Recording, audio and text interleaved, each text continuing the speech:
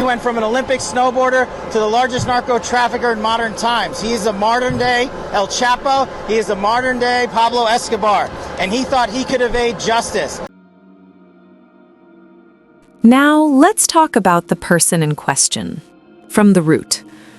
Ryan James Wedding was born on September 14, 1981 in Thunder Bay, Ontario, a city on the shores of Lake Superior. Snow sports ran in his blood. His maternal grandparents owned the Mount Baldy ski resort. His uncle directed a ski school and coached Canada's women's national alpine ski team. His father was an engineer and former competitive skier who taught Ryan to ski before the boy could even walk properly. At age 12, Wedding's family moved to Coquitlam, a suburb of Vancouver in British Columbia. That's when Ryan switched from skiing to snowboarding. He was a natural. Just 3 years later, at 15, he made the Canadian national snowboard team. He won bronze in the parallel giant slalom at the 1999 Junior World Championships, then silver at the 2001 Junior Worlds. February 2002, Salt Lake City, Utah. 20-year-old Ryan Wedding stands at the starting gate of the men's parallel giant slalom at the Winter Olympics. He's 6'3", carving aggressive lines down the mountain at speeds approaching 70 miles per hour. In photographs from that day, he's not even wearing a helmet. He finishes 24th. Not a podium finish, but he represented his country on the world's biggest stage. After the Olympics, Wedding moved back to Vancouver and enrolled at Simon Fraser University to study business. He developed an interest in bodybuilding and started working as a bouncer at a club. But after 2 years, he dropped out. He told people he was getting into real estate speculation. The question nobody seemed to ask, how does a former Olympic athlete with no degree and a bouncer's salary finance property investments? The answer came in 2006. The Royal Canadian Mounted Police raided a property called 18 Carat Farms in Maple Ridge, British Columbia. Inside the warehouse, 6,800 marijuana plants, a shotgun, ammunition, and $10 million worth of cannabis. Wedding wasn't present during the raid. Authorities couldn't find enough evidence to charge him. The investigation stalled.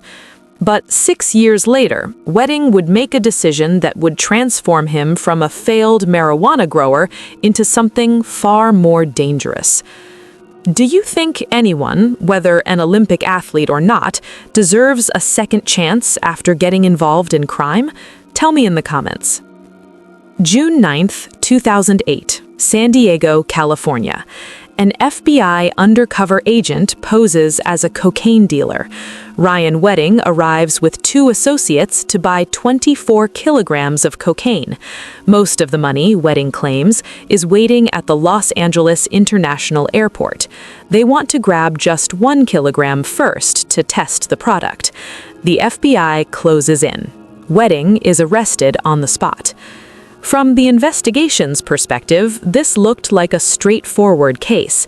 November 2009, a jury convicts Wedding of conspiracy to distribute cocaine. In the courtroom, he apologizes to the judge. His exact words, "I knew it was wrong and I did it anyway. In the past 24 months in custody, I've seen firsthand what drugs do to people, and honestly, I'm ashamed." The judge sentences him to 48 months in federal prison. Here's what investigators got wrong. They believed 4 years would rehabilitate him. They thought he'd learned his lesson. December 7th, 2011, Wedding walks out of prison on good conduct time, having served less than his full sentence. Then he vanishes. Meanwhile, between 2011 and 2023, Ryan Wedding is building something massive. According to authorities, he establishes relationships with Iranian and Russian cocaine smugglers. He forms connections with Colombian paramilitaries and Mexico's infamous Sinaloa cartel, the same organization once led by El Chapo. He creates what investigators would later call the wedding criminal enterprise. His aliases, El Jefe, meaning the boss, Public Enemy, and simply Giant. The FBI launches Operation Giant Slalom, named after his Olympic event. As they dig deeper, they discover the scale. Wedding's organization is allegedly moving 60 tons of cocaine per year. The route, Colombia to Mexico to Southern California to Canada. They use semi-trucks, boats, and planes provided by the cartels. They launder billions using cryptocurrency. Here's a detail most people don't know. When authorities finally move to seize Wedding's assets, they find over $40 million in luxury motorcycles, most of them rare Ducatis, including 3 bikes reportedly raced by Italian MotoGP legend Valentino Rossi. They also seized a 2002 Mercedes CLK GTR Roadster valued at $13 million, one of the rarest cars ever made. And tucked away in storage, 2 Canadian national snowboarding medals from his past life. But in late 2023, something goes wrong. Someone steals 300 kilograms of Wedding's cocaine as it passes through Southern California. 300 kilos, street value in the millions. Wedding and his second-in-command, Andrew Clark, order a retaliatory hit on the suspected trafficker. Their assassins track the target's family to an address in Caledon, Ontario, a rental house on Mayfield Road. November 20th, 2023. Late that night, at least one gunman breaks down the door. Would you steal 300 kilos worth millions when you know the owner is dangerous and can retaliate aggressively? Comment your thoughts. Inside that rental house on Mayfield Road are Yogtar Singh Sidhu, 57 years old, and his wife Harbhajan Kaur Sidhu, 55 years old. They're visiting from India to spend time with their 2 children, Jaspreet, 28, and Gurdeep, his younger brother, who've been living in Canada. Jaspreet, 28, rented the house with her younger brother in August 2022. Her parents arrived in September 2023 for what was supposed to be a joyful months-long visit. The gunman opens fire. Yogtar is shot in front of his daughter. Jaspreet hears her mother's last screams before blacking out. When she regains consciousness, she calls 911, repeating the same words. Gunshots. Whole family was shot. 13 bullets have struck her body, from her shoulder down to her legs. Her father is pronounced dead at the scene. Harbhajan, her mother, dies later at the hospital. Jaspreet survives after an 18-hour surgery to remove bullets from her left arm, stomach, and right leg. The Sidhu family had nothing to do with drugs.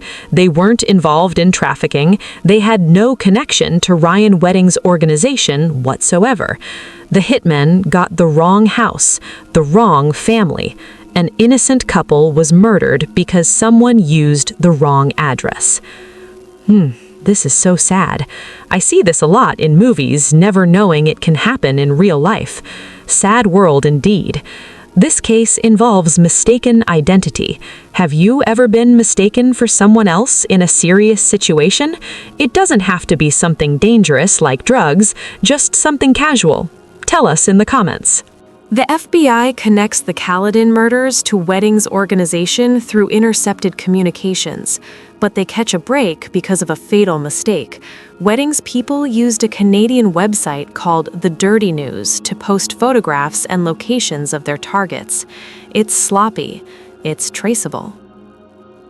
January 2024, the FBI recruits one of Wedding's trusted lieutenants as an informant.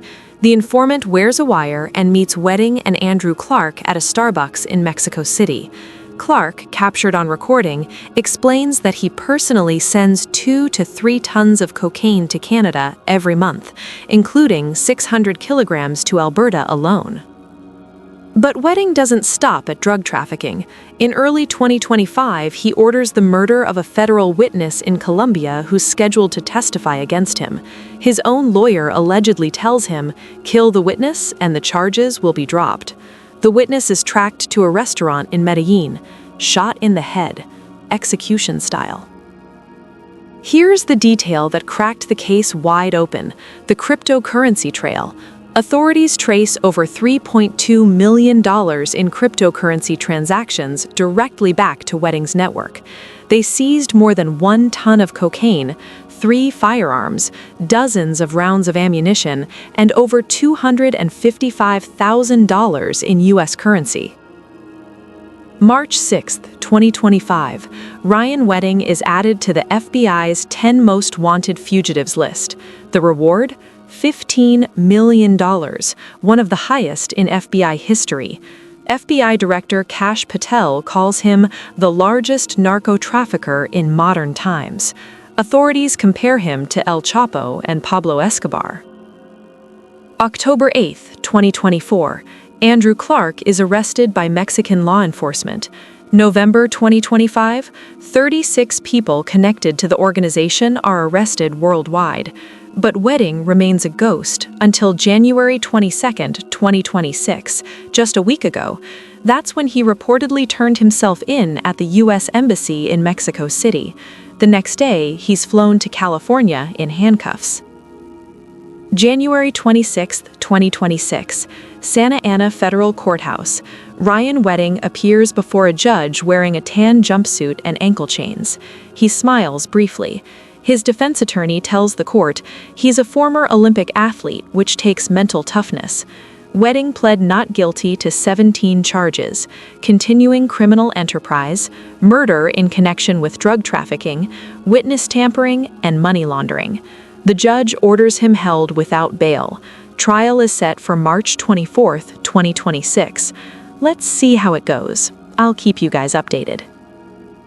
But here's what remains unresolved. The actual gunman who murdered the Sidhu family has never been identified. Ontario Provincial Police Detective Inspector Brian McDermott tells reporters, "We're still full steam ahead trying to identify those individuals that actually pulled the trigger." The investigation continues. The ripple effects are staggering. Jaspreet Sidhu lives with permanent, life-altering injuries. She's had to relearn how to sit, stand, and walk. Some days are manageable, others are filled with pain, medication, and panic attacks. 12 defendants arrested in Canada are fighting extradition to the United States. A legal debate rages. Can a Canadian citizen be tried in U.S. courts for murders committed in Canada?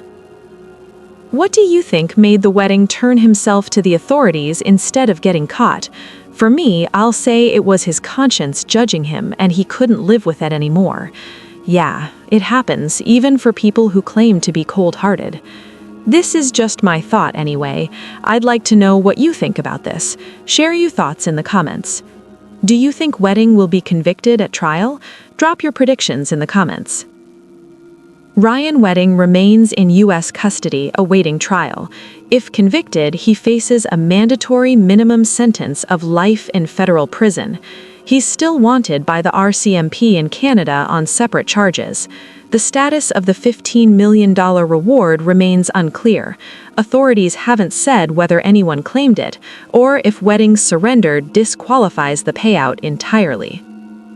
The case of Ryan Wedding reveals how the pursuit of power and money can transform anyone, even an Olympic athlete who once represented their country with pride. From the slopes of Salt Lake City to the witness stand in a California courtroom, Wedding's journey proves that no amount of talent, opportunity, or privilege guarantees the choices we make. And for the Sidhu family, who came to Canada for nothing more than precious time with their children, those choices cost them everything. In memory of Jagtar Singh Sidhu and Harbhajan Kaur Sidhu, 2 innocent lives were taken in a case of mistaken identity. May their daughter Jaspreet find peace and healing. If this case left you shocked, hit that subscribe button and turn on notifications for more deep dives into cases where the unthinkable becomes reality. What other cases should I cover next? Let me know in the comments below and I'll read every single one. Before I leave you, tell me what shocked you most about this case, the unprompted surrender or the mistaken identity murders. Tell me in the comments and I'll respond to you. Bye for now.